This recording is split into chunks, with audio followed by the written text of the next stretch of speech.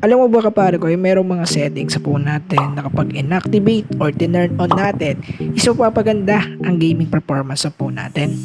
Yes mga kapare ko, at ito ay highly recommended ng mga professional na gamitin dahil nasasayang lang itong mga settings ito sa phone natin. Kaya mga kapare ko, sa video na to ay pag-uusapan natin yan at i-demo ko sa inyo kung ano tong mga settings sa kailangan nating i-turn on para mas mapalakas yung ating mismo phone for gaming. Part 2. Let's go!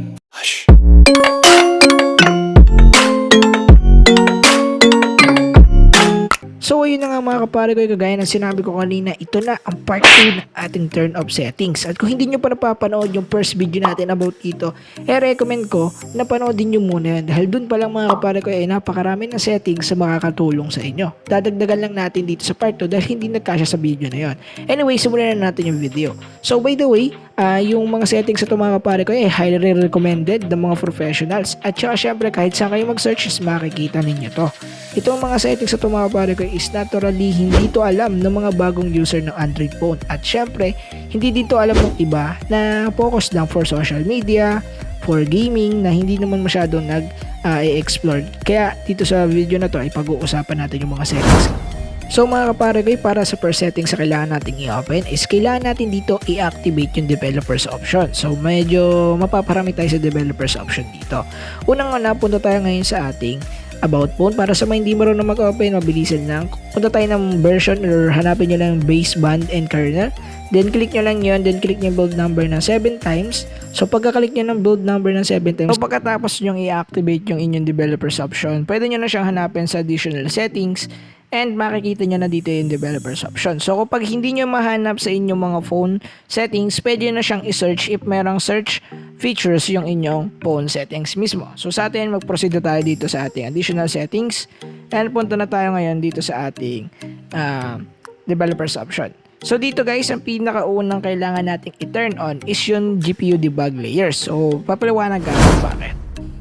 So mga kapare ko, kailangan nating i-open yung enable GPU debug layers. So para sa mga hindi nakakalam mga kapare ko, ang GPU is short term ng graphics processing unit and CPU naman is short term po ng central processing unit, which is itong dalawang to mga kapare ko yung nagtutulungan kasama yung RAM pag naglalaro tayo ng game. So ang nag-handle po ng mga FPS, graphics is yung po mismo CPU. And ang nag-handle naman ng mga textures, ganda ng quality ng game, yung ganda ng mga animation at kung ano-ano pa is dito naman yan kay GPU. So ngayon, if i-on natin itong enable GPU debug layer, so kung ano man yung tawag dyan sa phone ninyo, ang mangyayari dito mga kapare ko is mapapaganda or may enhance natin yung paggamit ng GPU natin sa cellphone. Which is, ang pinakamalakas kasi kumain mga kapare ko if naglalaro tayo, ang pinakamalakas talagang mag-consume dyan is yung ating CPU. I mean, siya yung pinaka gamit na gamit. Kasi meron kasi silang mga tinatawag na measurement kung kailan lang siya gagamitin yung GPU, kung gaano kalakas na power lang ilalagay, at kung ano-ano pa. So kapag in-on natin to guys, magagamit natin yung, sabihin natin 50% ng GPU habang naglalaro tayo. So meron tayong isa pang settings sa turn on para magamit natin yung 100% capability ng GPU natin, which is ito na naman yung number 2 na kailangan natin i-turn on. So siya si disable HW overlay. So para sa mga hindi nakakalam ng HW, yun po ang tinatawag na hardware overlay. So mga kapare ko, para sa mga hindi alam yung hardware, ito po yung mga physical things na hawakan natin sa phone natin. Itong touchscreen, CPU, GPU, yung ating mismong fingerprint, at kung ano na pa na nahawakan natin sa cellphone, is yun po yung tinatawag na hardware. And yung software naman mga kapare ko is yung nag-ooperate para gumana yung mga hardware na yon. So vice versa, hindi gagana yung hardware kapag walang operating system. And useless din si operating system, wala siyang papaganahin or wala siyang gagalawan na hardware. Nagigets nyo ba ako? So kailangan guys, laging tugma yung dalawa. Kaya dito nagkakaroon tayo ng conflict if magkakaroon ng update sa game. Kailangan din mag-update ng cellphone kasi hindi naman pwede mag-upgrade yung ating hardware kasi permanent na yun. Hindi kagaya ng software natin na pwede tayo mag-update anytime, anywhere if may bagong update. So yun yung summary. Anyway, hanapin natin si disable HW overlay, which is hardware overlay ang ibig sabihin. So makikita natin yung bandang baba. So ito, pag turn on natin ito mga kaparekoy, i-disable niya na yung paggamit ng hardware overlay. So ito kasi yung mga notification like pictures, video na makikita nyo minsan pag nag-notify dito. And hindi lang guys sa notify makikita yung hardware overlay Meron siya minsan sa mga ads, pag pumupunta kayo ng mga sites, may makikita kayong ads na gumagalaw. Kapag turn off na siya, yung hindi naman 100% na mawawala lahat yon, pero meron pa rin mga lalabas pero mawawala siya. So yung hardware overlay natin, pag disable siya, mas mabibigyan ng pagkakataon yung GPU natin na mag-process 100%.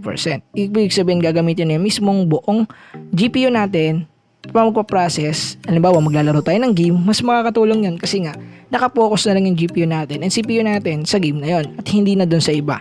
So which is ang mangyayari dun, gaganda yung game natin, gaganda yung performance natin. At para sa mga nagtatanong kung paano gumaganda yung phone ko, kahit na Realme 5 lang ako and mas maganda pa rin yung phone brand nila kaysa sa akin, ito na nga po yun, sinasabi kong secret. Yung GPU debug layers at saka disable hardware overlay pa lang, sold na kayo doon. So kailangan i-on nyo yung dalawa. Ang next naman na kailangan nyong i-on guys is itong tinatawag na 4XMSAA. So bakit ko nga pala sinama ito mga kaparekoy? Baka may mga tumaas sa kilay yan. Alam ko naman kaparekoy na nakakapagpalagyan ng cellphone, bakit mo pa sinama yan?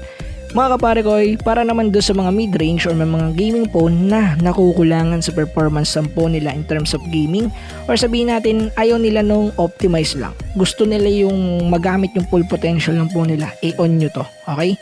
So hindi ko to recommended if meron kang 4GB RAM or nasa 4GB RAM pababa yung phone mo. Hindi ko recommend na gawin mo to kasi maglalag talaga yan. And dapat guys, yung processor ninyo is hindi MediaTek. Okay, so marami kasi mga MediaTek user na nagre-reklamo pag ina-open nila to. So alam ko sa mga Snapdragon users okay to, but not at all mga kapare kayo. Okay, hindi ko sinasabing halimbawa kung Snapdragon 665 ka o 664, hindi ko recommend or hindi ko mag-guarantee na gagana sa'yo or mas mapapaganda yung game mo pag in-on mo siya. Pero maraming mga cases at doon sa mga kaibigan ko na gumamit ito sa Snapdragon 724G o 720G is mas maganda yung performance na nangyari kaysa dito sa atin. Okay? So para sa mga nagtatanong dyan, kailangan nyo lang siyang i-turn on if yung phone nyo is nandun sa qualification ng lagpas ng 4GB RAM and mataas yung kanyang processing power or yung kanyang processors. Okay? Nakakaintindi tayo dyan.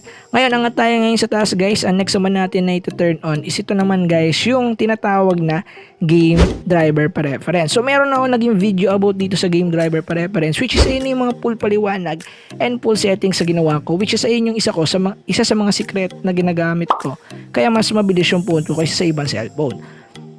So, yeah. Kailangan natin gawin is i-click lang natin itong game driver preference. And dito naman mga kaparekoy is mamimili lang tayo ng mga drivers na gagamitin natin sa mga games or application na gusto nyong palitan ng driver. So, paano siya gumagana? Kailangan natin hanapin dito guys yung game or application na gusto nyong lagyan ng drivers. So, dito guys, hindi ko masasabi na same ng drivers na pwedeng gamitin. And by the way mga kaparekoy, itong game driver preference is hindi lahat supported to. Okay? Yung iba na naka-Android 9, Android 8, X na sa inyo to kasi wala talaga to sa inyo. And yung iba naman na naka-Android 10, kasi sa Android 10 lang to gumagana na cellphone, is hindi ko din mag-guarantee na meron din yung iba kasi nga maraming nagko-comment doon sa isa natin video na yon, which is ito yung video na yon, panoodin nyo na lang, na hindi daw or wala daw sa phone brand nila yung game driver preference, which is siguro ang tingin ko lang mga kapare ko built-in na sa kanila. Okay, meron kasi mga different phone na hindi talaga sinusupport yung ganito mga options, which is ayaw nila tayo bigyan ng masyadong features or customization sa phone natin para sila yung humawak. Ayun yung pangit. So buti na lang kay Realme hindi ganon. Okay, anyway, hanapin natin dito yung mga application like games. Hanapin natin si Mobile Legends para sure. Hanapin natin yung Mobile Legends natin mga kapare ko. Hanapin natin yung Mobile Legends. So ito, dito kay Mobile Legends mga kapare ko, as you can see, nakagamit na ako ng game driver. Ang pamimili po ng drivers dito is depende kung ano yung maganda. So dito guys, kaya napili ko yung game driver kasi mas maganda yung performance ng phone ko if nakaselect ako ng game driver kaysa dun sa system graphic drivers. So ang technique dyan, syempre maglalaro muna kayo ng naka-game driver. Kung pangit pa rin yung performance, try nyo sa system graphic drivers. And kung ano yung mas magandang result sa dalawa, ayun yung siselect nyo. So para sa mga naka-Realme users dyan, Sagot ko kayo kasi Realme users is game driver ang pinakaangkop sa inyo. Okay, pinakaangkop for Realme. Doon sa iba namang phone brand ay hindi ko sure kung ano yung sa inyo kasi hindi pa naman ako nakahawak ng ibang unit bukod sa Realme. Okay, so as you can see, ayan yung settings ko. Then yan, balik naman tayo. And ang atin namang pang-apat na settings sa kailangan yung i-turn on mga kaparekoy is ito yung para lang sa mga merong wifi. Okay, so kung gusto nyo makatipid ng battery at mas mapaganda yung performance ng game natin in terms of internet at saka processing power, so ang pinaka-recommend ko dyan guys is ang napakasimple, i-turn on natin tong airplane mode. If naka-wifi ka lang kaparekoy para naman doon sa mga mobile data pwede din, but hindi ko recommend kung maglalaro kayo ng online kasi syempre mawawalan kayo ng signal, mawawalan kayo ng mobile data if i-on nyo yung ating airplane mode at hindi kayo makapaglaro ng online games kung ganun yung scenario. Pero kung isa kang Wi-Fi user at wala ka namang inaantay na importanteng calls, text messages, or notifications about sa mga text and calls, mas okay na i-turn off mo na lang yan. Tipid na sa processing power, focus pa yung ating processor, RAM at saka yung ating CPU doon sa mismong ginagawa natin sa cellphone, which is napakaganda nun mga kaparekoy. And yung atin naman pang-anim guys is yung tinatawag nating hide application, which is makikita natin to sa mga built-in game booster ng phone natin. So alam ko guys yung 2018 to 2019 phones is merong mga built-in game booster, and akin is yung akin mga kaparekoy is yung game space. Speaking of game space mga kaparekoy, magre-release tayo ng tutorial about sa game space APK na ilalabas natin next week. So dito guys, kailangan nating i-on dito is itong hide games icon on screen. So dito guys, ma-hide lang yung phone natin ay yung game na inad natin dito sa game space or dun sa inyong built-in game booster, sure ako meron to sa mga built-in game booster ninyo sa mismong home screen natin, which is ang ano nun, benefits nun mga kaparekoy is kailangan siya or obligado kang i-turn on yung game mo sa game space mismo. Kasi guys, yung ibang game space or yung ibang game booster is kapag turn on nyo lang yung game nyo nang walang game space, hindi siya naboboost. Okay, yung iba not at all, pero yung iba. So ayun yung kaya lagi kong recommend din na kapag mag-on kayo ng game, gamitin nyo yung mga game booster na third party natin. Kung ba gumagamit kayo ng third party application na game booster, lagi nyo i-on doon mismo sa application na yun. Huwag yung mismong game agad kasi hindi din gagana, pangit, useless and dead. So yeah, yun lang mga kapare ko yung ating tutorial po today. If nagustuhan nyo yung video mga kapare ko, kung nagustuhan nyo yung video ma-appreciate ko if ila-like nyo yung video and magli-leave kayo ng comment sa baba kung ano yung nangyari yung performance or napaganda ba yung phone ninyo. So, and kung gusto nyo naman ng mga ganitong tutorial, huwag nyo kalimutan or wag na kayong mahiya mag-like and hit yung notification bell. And if ayaw nyo naman at napadaan lang kayo, okay lang sa akin yan, wala naman sa pilitan mag-subscribe, okay lang sa akin kahit di kayo mag-subscribe, basta natuto kayo. Yun lang, peace out, let's go.